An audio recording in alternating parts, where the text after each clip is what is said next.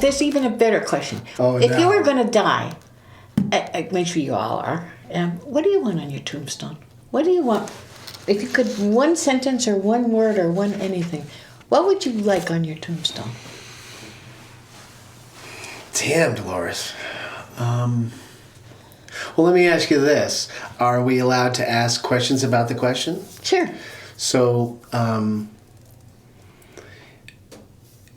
is it, like, I'm really curious about green burials. So, Okay. So one of the things we did a green burial, and we were in Arlington, and on one side of Arlington was a traditional cemetery from, I don't know, with 1700s. Tombstones all over the place. Right. And then we walked out of the cemetery, and then we walked into this field that was being hit by sunlight. And the question we were talking about is this could be a cemetery? And the idea was that underneath this field is all these people buried, and that you would walk along, probably with your phone or something, and you could hear their voices speaking to you, right, as you walk through the field, depending on where you are. So if you're looking for me, the coordinates would be here, and you'd come up, and instead of just a one line, I might be able to tell you a story about my life, or something that meant a lot to me, or something that I wished you might remember 100 years from now. So your tombstone might not exist. My tombstone might not exist or if it does, it might, in a way, hopefully give more of who I was. Thank you for asking me a nice one. I'm going to ask you a tough one, because you're a doctor. Okay. That doesn't mean anything, but go ahead. How do you feel about... well, the question is how do you feel about assisted suicide? Okay. And then, I'll, depending on your answer, I'll ask you a follow-up if I can. Else. Okay, go ahead. I have to tell you that that's both a hard one and an easy one for me. It's a hard one because we have now passed laws that tell people they have the right to do this. Right. In order to do that, you have to have two physicians say that you're dying within 6 months and that you're sane and you can make this decision by yourself, and then you have to have a psychological something or other, and then you have to wait I don't know how long before you get your It has become a very bureaucratic thing. And I can tell you that in reality, and all physicians who are listening to this will know it's a reality, and other people may be shocked or not shocked, but I think that for centuries we have been doing that. That we are in a very privileged position with our patients, in that our patients come to us totally vulnerable already. And so all the defenses and walls are gone. And in the moment of knowing that you're dying and knowing that you're miserable and that you choose, for whatever reason you choose, that you just can't do this anymore. I think all of us have been in a situation where we have made sure that people are comfortable. We'll tell you that we're doing this because we don't want people in pain, so we can give them pain medication. Well, that is true. You can have pain of all sorts. You can have body pain, you can have inside pain. And when life gets to a point that the quality of life is not what you're choosing, and that for whatever you think is coming after, whether it's nothing or heavens and angels or being with your loved ones or being slurped back up into God and using your energy for some other person who's going to be born, whatever you believe, you're choosing that whatever you're living now is not worth that. Right. And so I think all along, physicians have helped people, and I certainly know I have, be much more comfortable meeting death. Right. The end. And I'll follow up just because it's a little murky. So you're saying yes to assisted suicide. You're saying if I was me right now talking to you and I knew I had 6 months to live, and I didn't want to be laying in a bed, and I didn't want pain management, and I didn't want to be forced to go to the very gritty nitty end, you're saying you're cool with me moving on early. Yes. Yeah. Yeah, if you decide to do this, Yes, of course I am. So this is Haas with GNAT News, and I'm talking to the famous Dolores Barbeau. I pronounced that correct, right? I always double check names. And we're in Londonderry Neighborhood Connections, and what we're doing right now is we're having our micro death cafe. So we're going to spend a moment and find out what is a death cafe. Hasid, a death cafe is something that we're part of a big movement, actually. I think across the world there are death cafes been going on the last few years. A cafe is a place where you come and you have a cup of coffee and you spend time reading the newspaper or meeting with friends for sometimes hours or over this one cup of coffee. Well, we're going to have a death cafe periodically in Londonderry here at Neighborhood Connections. There'll be food.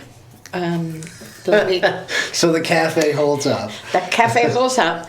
But at a cafe, it's got to be a place where you're comfortable talking among people that you know and people that you don't know sometimes. Right. That come and sit at your table. And we're having a death cafe because death is an uncomfortable thing for many people to deal with, to talk about, to think about. And so maybe coming among friends, but coming among strangers, maybe your defenses are down because you're not trying to impress anybody. You're never going to see these guys again, you hope. And so maybe it's a time to sit down and talk honestly about death, but not about death like, oh my God, I think what's going to happen after death? I think I'm going to see my great-grandmother and I'm going to... It's not about that. It's about just dealing with death. And the reason is that so often people die and we don't know who they are. We don't know what they really wanted. Right. Sometimes people don't want anything. Sometimes people want all these fancy... But they're not around to tell us. And so we don't ever tell people ahead of time what we're thinking, what we're planning, what we'd like. Would we like a wake? Would we like a whole big memorial service? We'd like a party. We'd like a dance. Right. Would we like letters to the editor? Would we like an obituary? Would we not like? What would you like in your obituary? Would you like to write your own obituary? That's what we're talking about. So what you're also saying is that there may be this unmet need where all these people are moving towards their final days and they're dying to speak. I remember there was recently where I did a show on suicide, and one of the things that the gentleman, he was the one who jumped off, I believe, the Golden Gate Bridge and survived. Yeah. But he was saying that for him, he was just waiting for someone to ask him, how you doing? Do you need help? So in a way, what you're allowing to do with people with the Death Cafe is to finally get to speak before it's too late. Is it people can't give themselves permission? Is it that, I mean, I think what people- holds you back from...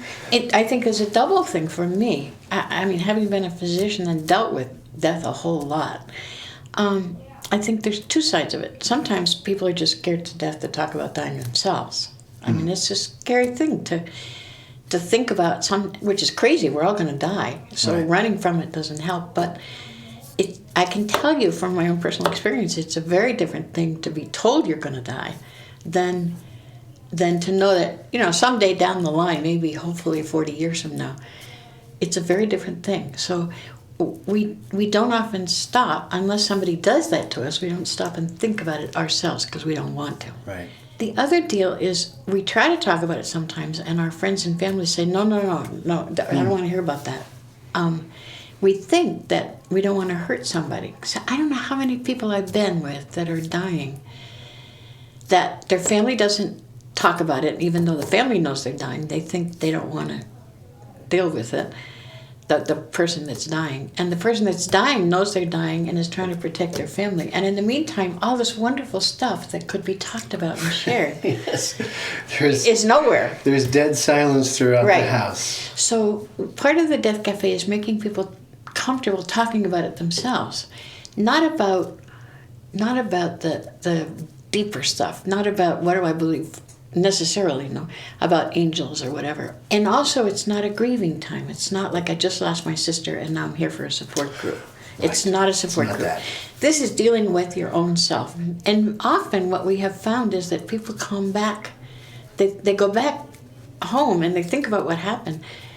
And they're very anxious to come to the next cafe because they've been able to take it to the next Right. They next want to talk. level. They need to talk. Yeah. So we've been missing this, well, we could say as a society we've been missing this final stage before the final stage. Right. I don't know how many people... There's another question that came up when I was thinking about this morning even. How do we talk to our kids about this? How do we talk to our kids about death in general? Now, this is not about me and what I want on my tombstone, but it came up about how many families have somebody in their family that their grandmother died, their brother died, their whatever, and they weren't allowed to go to the wake and they weren't allowed to go to the... Because we were all afraid to talk to this little kid about dying. We don't know how to do that. Right. And so we have scarred them for life. No, so They never because get we to say can't talk, goodbye. right? Because we Right. can't talk about it. So this is another reason to have this Death Cafe, to be able to figure out how to talk about this. So when my mom was dying, so I and my mom show up. Is that okay? Sure, that's Or wonderful. is it better if But you, see what I'm getting at? Like, so interesting. So But you should and your- mom go first and then I go to the next death cafe? you can or- both go to the same Death Cafe, but we're going to ask that you not sit together. Right. That you not sit together and that you deal with your dying, not Yeah. with your mom dying, until you. Maybe what will happen is that you end up walking in her shoes for a minute, Right. and you leave there with a different understanding of where she might be. She might be able to talk about it like she's never talked about it with you, Right. so that when you get back in that car together, Interesting car ride. yeah. Huh. Hopefully, what will be the discussion Interesting now? car ride. Interesting car ride. Right. You almost wonder if a family's coming, if they go, let's take separate cars, because it could be so intense. Because I could almost see the Death Cafe as at first the family isn't allowed to be at the same table, but then as they grow and they learn to. But maybe they'll go home and that table will happen in their house. living room, in their kitchen. Better yet, kitchen. in their kitchen. I lived for 25 years in Latin America. In Bolivia, the ones I remember mostly are the kids, but the kid, everybody is waked on the kitchen table. There's only one table in the house, but on the Right. kitchen table, no.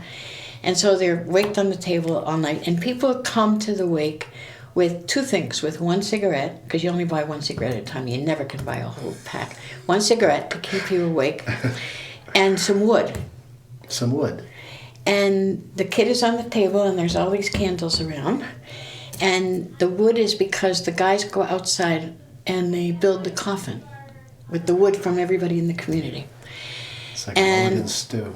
And inside the house, the women have all this white crepe paper, and the kids are there, and everybody wakes all night. Wakes this kid who died, and they make little angels, and they make stars, and they make crowns and scepters and all this jazz, and they dress this kid up in all of this stuff that everybody makes.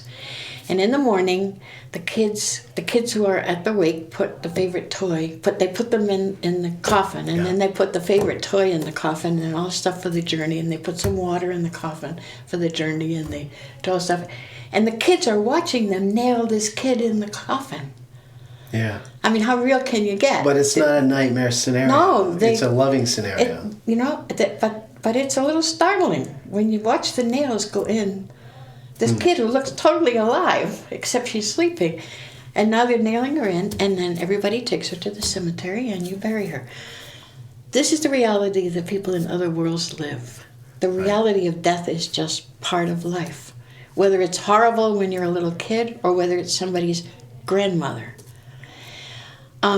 Here we aren't even comfortable talking about death. Right. It's not something shared until you're, I don't know how old, it's different in every family. And what a loss in one sense. What a loss. What more important things than being born being married maybe, and dying. So you're almost saying too that the goal of the Death Cafe, this whole concept, is to really make sure that that the family doesn't die, in a sense, before it's anywhere near time to die. Right, right. Because that silence, that inability to speak, at some point when it really starts getting bad, that family tends to go silent, and there are a bunch of walking zombies throughout the house. Thank you. Yes. Waiting for dad or mom or son, whatever, to go, so that they can finally feel like they're free again. Yeah. I'm going to get this out this week, so there's one happening There's one this happening week or next week? Next Monday. Next Monday. Next Monday, the 20 of February. 24th or 24th of February. Whatever it is. Next Monday. Check the website. Yeah. Check the website. And then another one in the summer when people are happier. Maybe even less than that. Maybe we'll do one in May. Got it.